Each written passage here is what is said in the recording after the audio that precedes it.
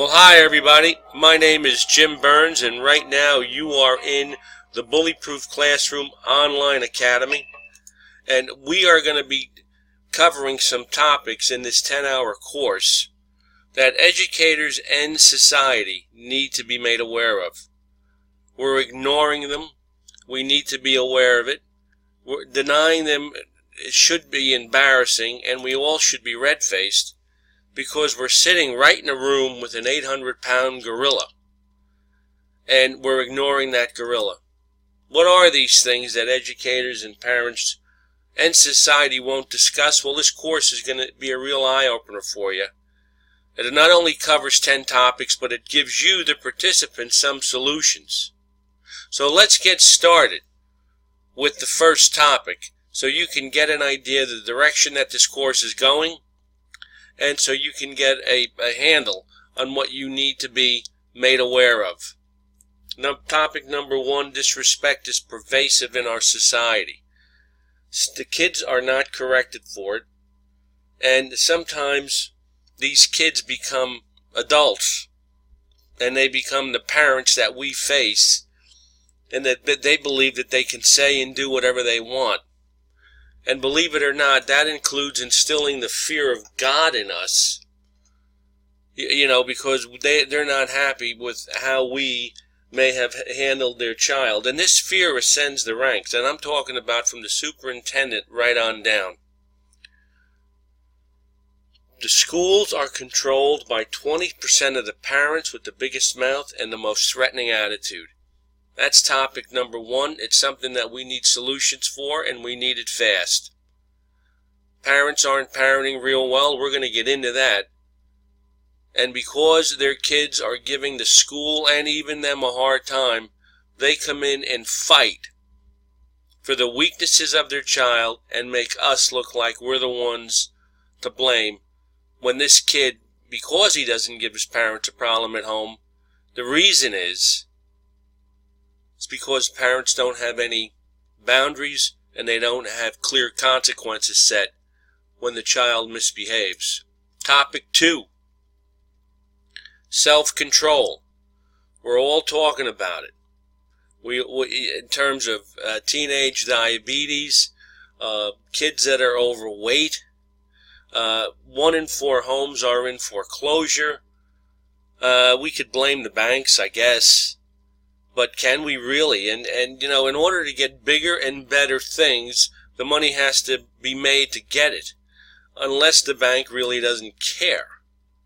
And see, the consequences of this problem is we are sitting in a leaking boat.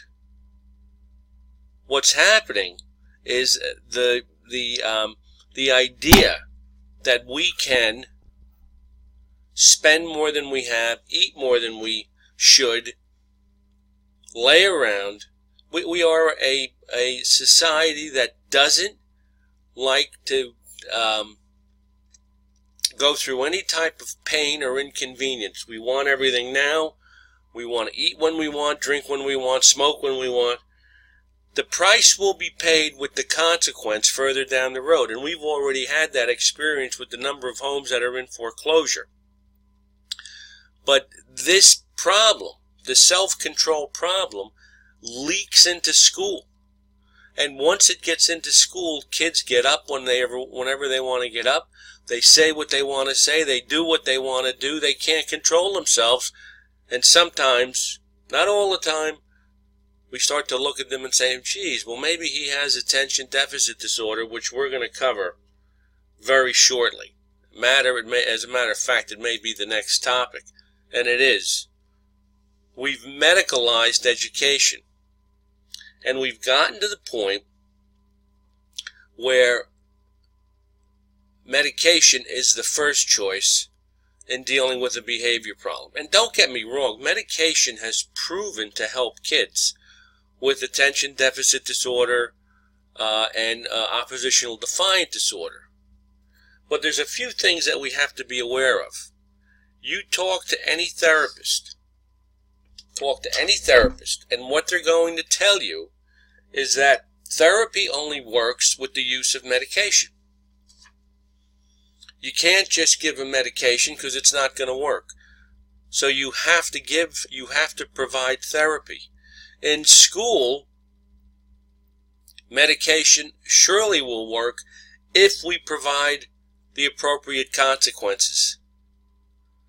And what happens is we put him on medication, and sometimes we don't provide any consequences. We just say he didn't take his pills today. The bottom line is medication is not the out for the consequence. In other words, you have to impose consequences on the child, even if he's taking some form of medication to help him control his behavior. Topic 4, and this is a beauty. I like you, but I don't like your behavior. It's a lie.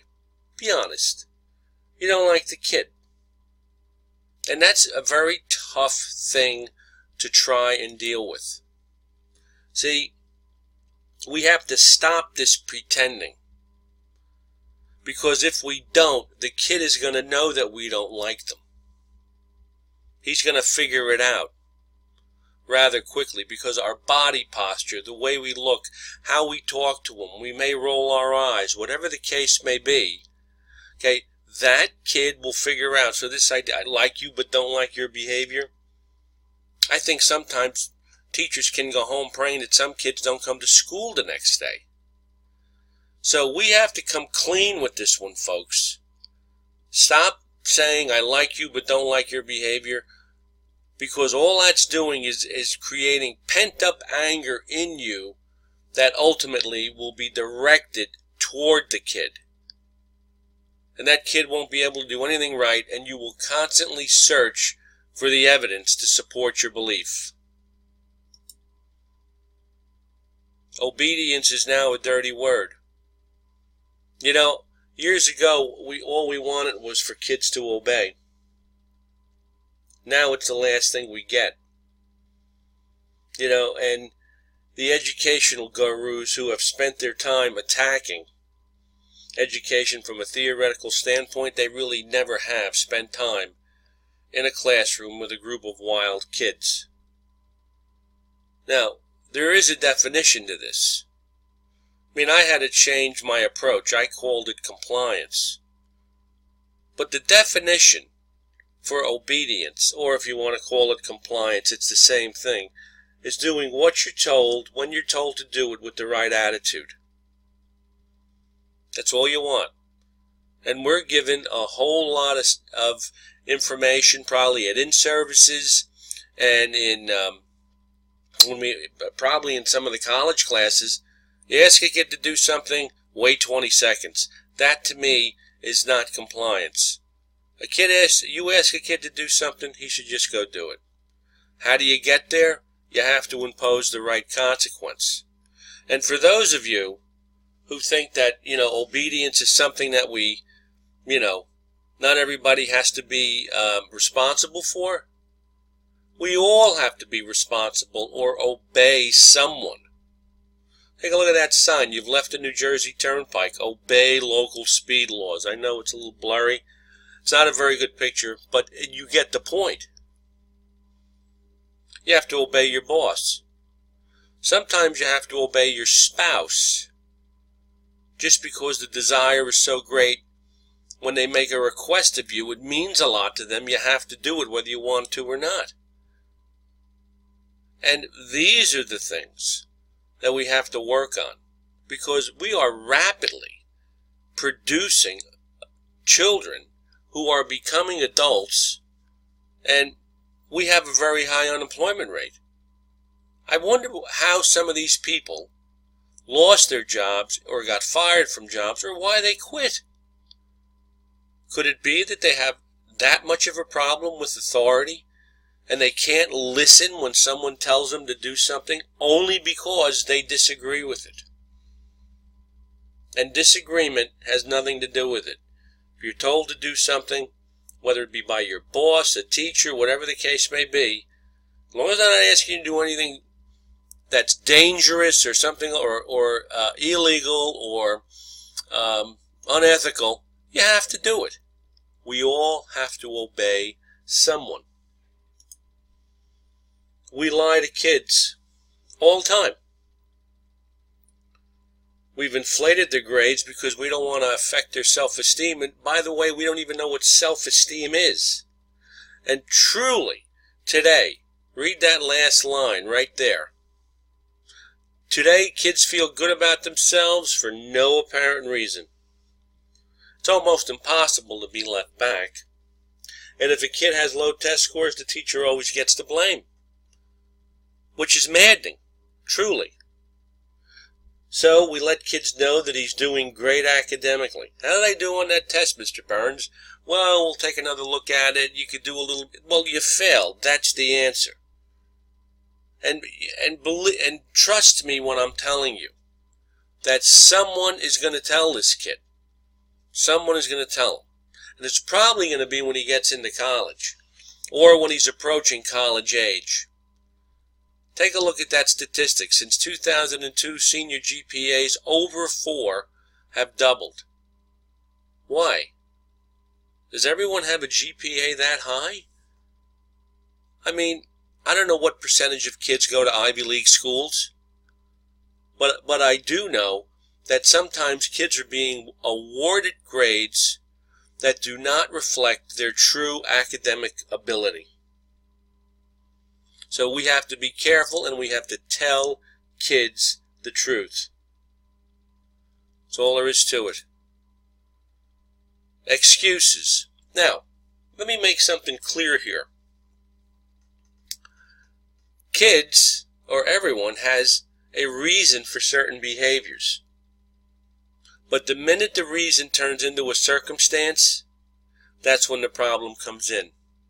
Environmental or genetic circumstances, crimes get committed, circumstances always get brought up, raised on the wrong side of the tracks, and so on. And this idea of determinism, that's who we are and we cannot change. Circumstances only influence, they don't determine. Provide enough excuses for anybody, and they'll provide you the evidence to support your belief. And teachers have been forced to excuse behavior by a dysfunctional system. A system that's been shoehorned into schools by a dysfunctional society. And we have to be aware of that as well. Sometimes it's not the school that makes the rules, it's the culture and society and new theories and philosophies that come out of college.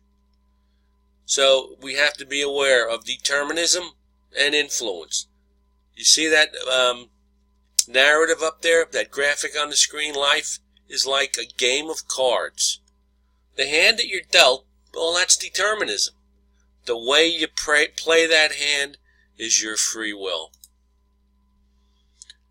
Parents need parenting. Question is, who's going to do it?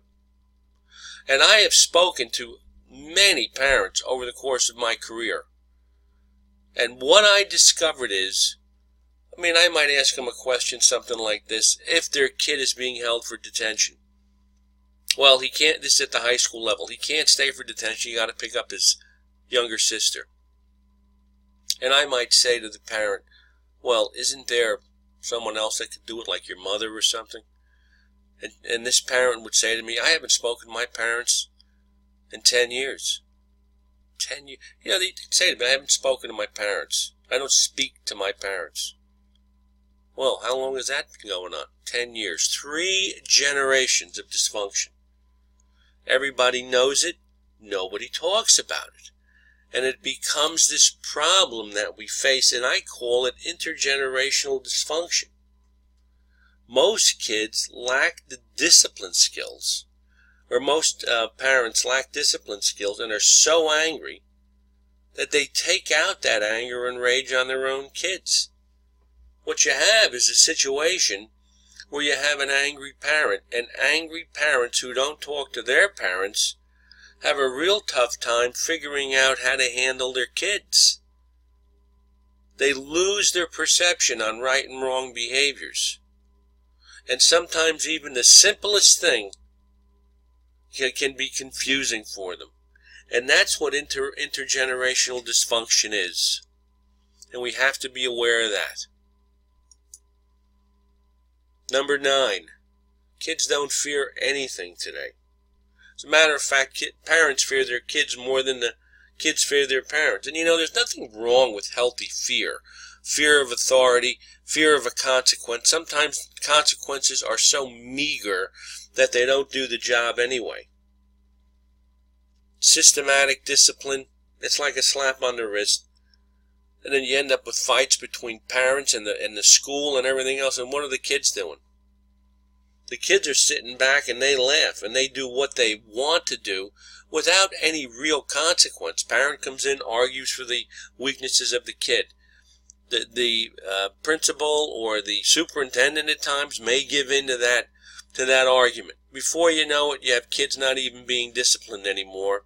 And sometimes it's the parents who give administrators the hardest time, their kids get disciplined the least. And topic 10, and of course with topic 9, as I was sharing, no consequences. There are no consequences associated with certain behaviors by parents. Why? Because parents need parenting. Topic 10, nobody gets along anymore. And see, this is the problem. Kids have trouble in school.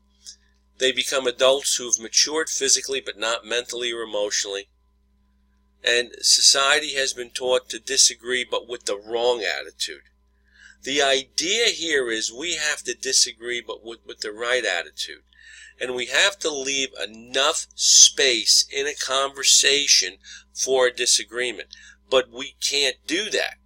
We can't do it because there's big egos in the way. Everybody thinks they're right all the time. And we all want to think that, you know, there's a win-win mentality. It's not win-win.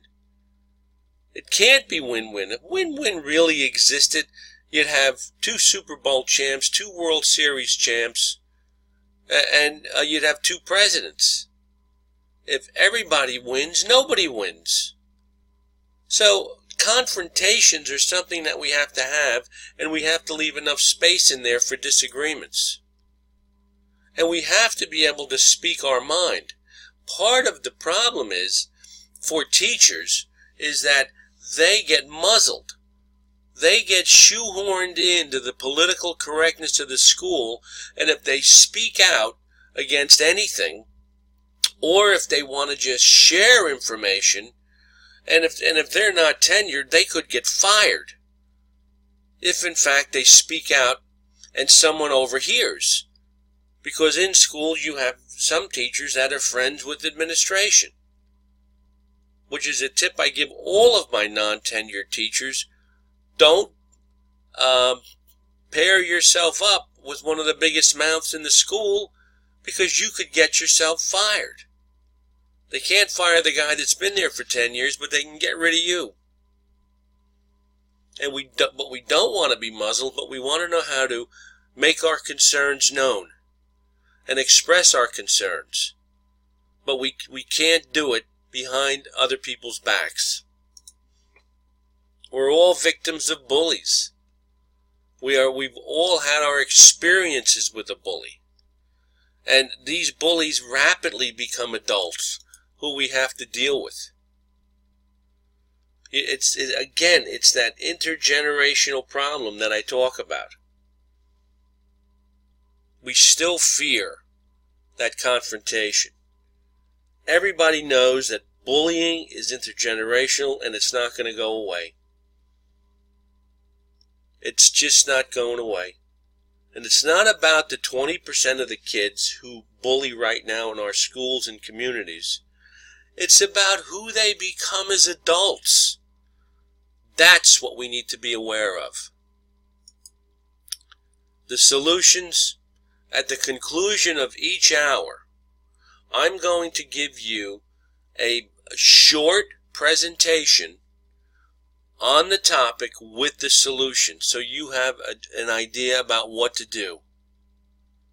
And you can use these as discussion points during a faculty meeting or an in-service. So that's something that you have to pay attention to in this course. I encourage you to visit our websites. These websites have a bunch of stuff that you can use as a resource either for yourself and your family or professionally in school. And our app, which you can get on Apple and you can get it on Google Play. So if in fact you want to get far more than what's on the website's information, download the app. It will help, and it'll give you some insight into some of these 10 topics that everybody knows about but no one talks about. Enjoy the course, everybody.